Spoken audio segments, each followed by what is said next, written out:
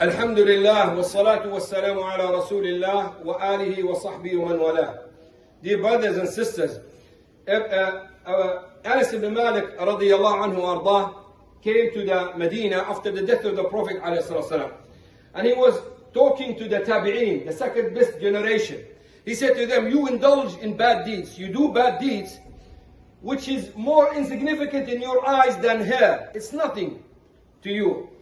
We used to consider it at the time of the Prophet ﷺ min al-mubiqat, destroying ma'asi, sins, major destroying sins. So Anas ibn Malik is giving something, or is telling us something very important. When the time passes and we become far away from the time of the prophethood, the ma'asi, sins will increase and the knowledge will decrease, and people will find it easy to commit ma'asi because they are ignorant.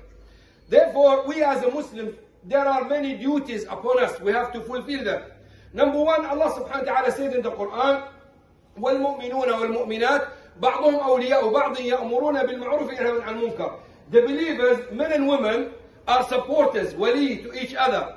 They should enjoin good, ma'roof, and they should forbid people from bad. So this is your duty. At the time of fitna, time of ma'asi, sins, when the people are ignorant, you must do your best to call people to do good, encourage people to do good, and try your best to prevent them from doing bad. This is a duty upon every single Muslim. And actually, this is your protection. This is what which will protect you from any punishment. When Allah subhanahu wa ta'ala told us about the story of Ashab al-Sabt, when Allah subhanahu wa ta'ala wanted to punish them, Allah said, فَلَمَّا نَسُوا مَا ذُكِّرُوا بِهِ. When they forget what they were reminded with, أَنْجَيْنَا الَّذِينَ يَنْهَوْنَ عَنِ السُّوءِ. We saved and protected those who used to forbid people from doing bad. And that's it. Did not talk about anything else. This group just was saved. The rest, Allah knows best. Some of them, Allah told us that they were punished, and the rest, Allah did not tell us anything about them. Especially those who kept quiet, did not say anything. Which is the state of many of us now. We don't say anything about the bad things. This is very, really bad. And the second duty is, we have to keep the meaning of the ma'siyah. What do I mean by this? We need to keep the original name of the sin. Now when the people drink alcohol, al-khamr, and they call it al-khamr, they know Allah subhanahu wa ta'ala mentioned in the Quran, there is punishment for drinking alcohol. And they know that the Prophet ﷺ told us there is a punishment for drinking alcohol in this world and in the hereafter. But when they drink it and they call it spiritual drinks, and they're changing the meaning, the words, which will change the meaning in the future. Maybe this generation is still okay, knowledgeable, they still have people who calling to Allah subhanahu wa ta'ala, they still have the meaning that I mentioned in the Quran Sunnah in their minds. But next generation, when there is no knowledge, or when knowledge will decrease, many of them, they are drinking thinking it's halal. I give you an example.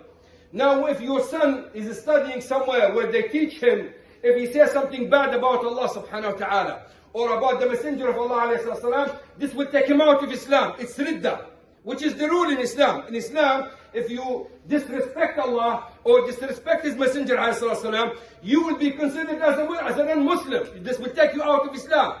Imagine if your son or the teacher of your son is teaching him this is a freedom of speech, so he can say anything. What do you expect him to say in the future? He will not be worried about what he says about Allah. Why? It's a freedom of speech.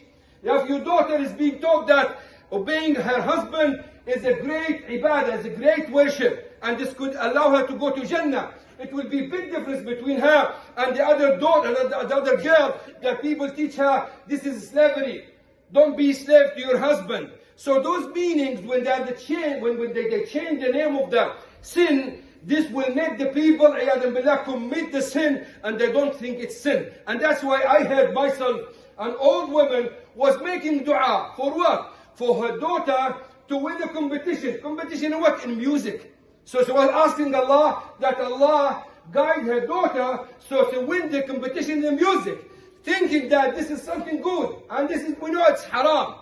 This is not permissible, but because of the meaning of the music is changed now, and people think it's something good for the soul and it's beneficial, there's nothing with it, it's not haram, so start doing it as if it's something halal. Some actors, some dancers, some bad people, when they talk about their careers, they always say, Alhamdulillah, Allah guided us and we managed to make this, mashallah, successful in our careers, thinking this is supported, but they are supported by Allah to win or to do good in their careers. So keeping the meaning that Allah subhanahu wa ta'ala mentioned in the Quran and the Sunnah is a duty upon every single Muslim. When someone drinks alcohol, we say al-khamr. We don't do spiritual, so we keep the same meaning with the punishment that connected to it.